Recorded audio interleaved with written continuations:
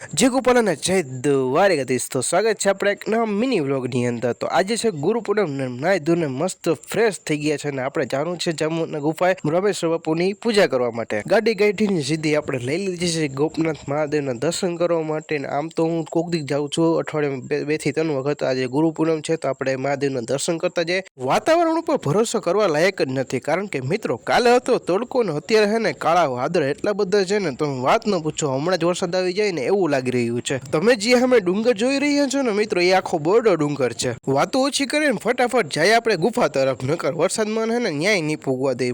મુસીબતના પાયા હે એક તો આ બધું. મુસીબતનું નામ લીધું, મુસીબત હાજર થઈ ગઈ. એટલે કે ટ્રેનના ફટા બંધ થઈ ગયા. પોરબંદર ભાવનગર વાળી જે ટ્રેન છે ને એ અત્યારે જવાની હતી ભાવનગર, અને અમે પૂગી ગયા સીધા જામનગરના ગુફાએ. સૌથી પહેલા તો રામેશ્વર બાપુના દર્શન કર્યા શાંતિથી, અને પછી તો આપણા ગોરબાપા પણ આવી ગયા હતા. તો બધી સામાનની વિધિ લઈ લીધી હતી ને એકારે બધા લોકો પૂજા કરવા માટે બેસી ગયા હતા.